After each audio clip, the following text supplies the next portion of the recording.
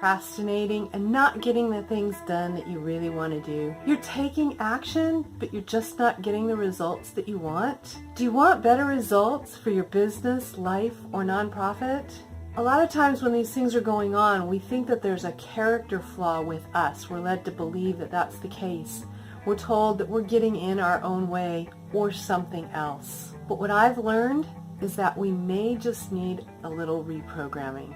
Before I share with you about the things that I've learned that have helped with my life and my clients, let me introduce myself. My name is Valerie Pugsley, and I help Christ-following business owners and growth-minded individuals renew their minds and see things from a different perspective.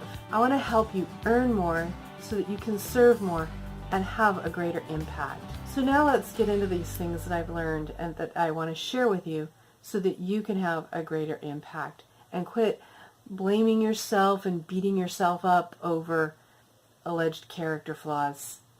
It's really about reprogramming, and our brains are amazing. We've been created with these awesome brains. They're so fascinating. I want to share a little story with you about just how powerful they are. There was a study done in Japan with some students who were known to have a sensitivity to a lacquer bush, which is similar to our poison ivy and with similar symptoms. These students were put in a room and blindfolded, and then one hand was brushed with a plant, and they were told that it was a lacquer plant. But it wasn't. It was just an ordinary shrub.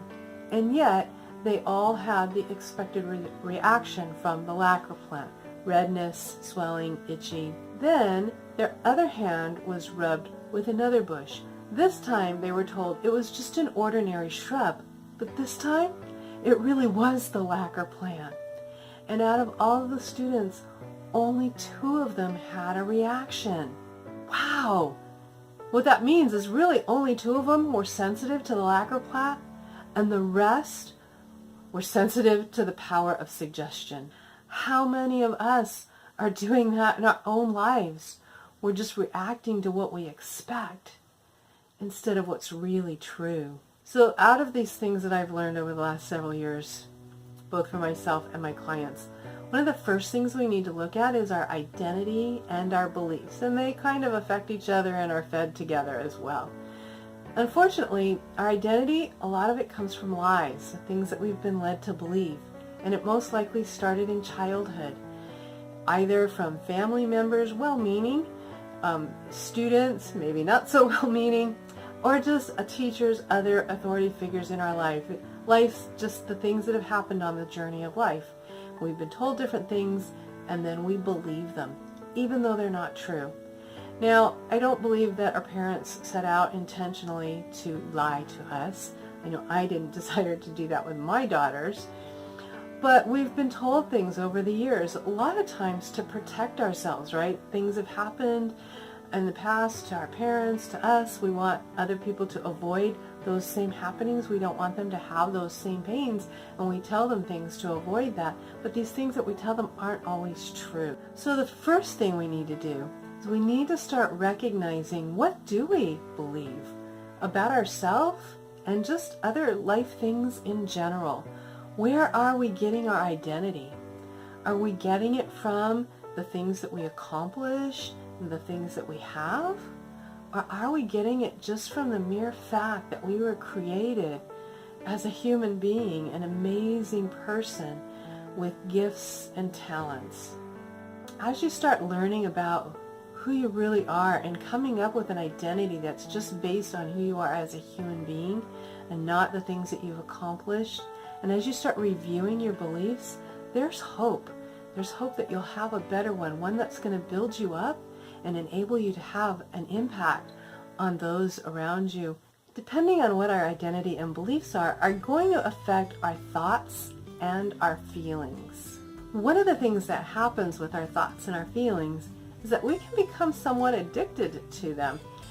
Our body likes to conserve energy, so it defaults to habits. And if you're in the habit of always seeing the negative, the glass half empty, or being one of those, what they call them, the Debbie Downers, sorry Debbies, nothing personal, we can become addicted to that. I know for me, one of the things that I've had to work on is the feeling of just meh. And you know what? I don't think I'm alone. I think a lot of people are that way. You ask people, how are you doing? Okay, right? Are we addicted to that? As a Christ follower, knowing that Jesus died on the cross for me to have victory and an abundant life, did he die so I could have meh? I don't think so. I think he has so much more planned out there for you and for me that he wants us to accomplish in the world, lives that he wants us to impact. The first thing we need to do is we need to start realizing what things, what feelings and thoughts have we become addicted to that aren't really serving us and that are holding us back. There is freedom from these emotions, thoughts and feelings that hold us back, that keep us tired and unfocused. But the first step is recognizing it and then doing some reprogramming. As we get a handle on these things, then we're going to make better decisions. Decisions that are based on clarity. Many of us just kind of go through the day from day to day running on other people's agendas. We haven't ever taken time to really look and plan and think, who are we? What were we made to be? What do we want to accomplish in this world? What gifts and abilities has God given us, and how does he want us to use them? We haven't created a vision or a plan. And yes, we do need to be open to the idea that God can change that plan. But I think a lot of us want to be just God's puppet and he controls us and not have a plan. I think he wants a relationship with us. Relationship is two-sided.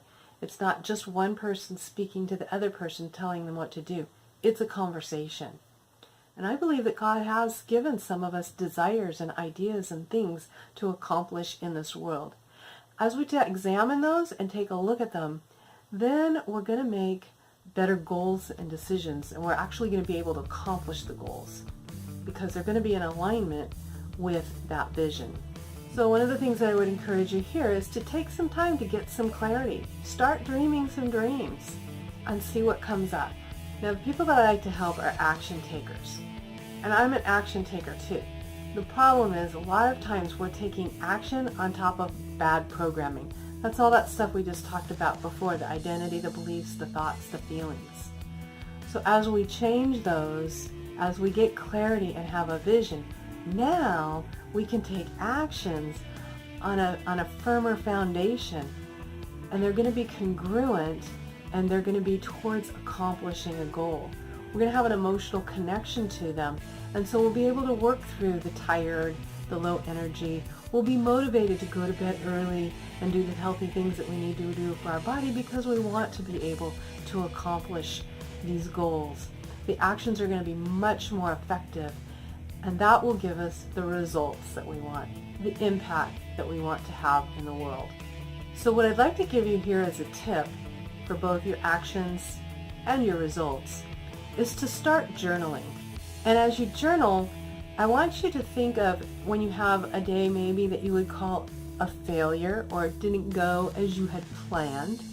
I want you to take whatever words are the words that you tend to say that are those negative feelings. I'm a loser, I didn't get it done, or whatever that thing is, and turn it around to a learning. What can I learn from this? Or feedback. What feedback did I get from this? Find some new words. Feedback and learning is a good place to start.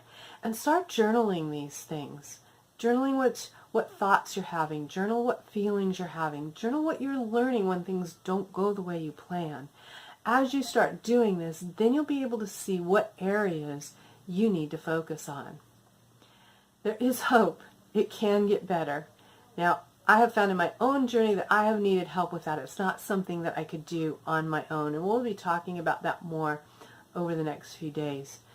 And I have a question for you, but before I do that, I just want to point out something to you.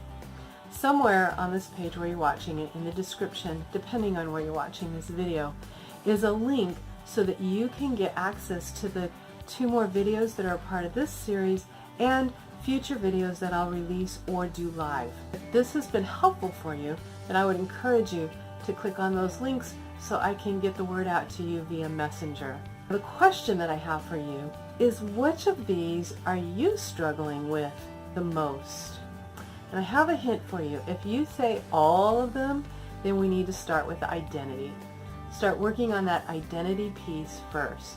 So put it in the comments below. What is it that you're struggling with the most? Any details you want to share would be helpful. That way in the future I can not only answer your question, I also can create future videos that can answer those questions. Because guess what? If you have that issue, somebody else does too. Until the next video, have a fabulous day.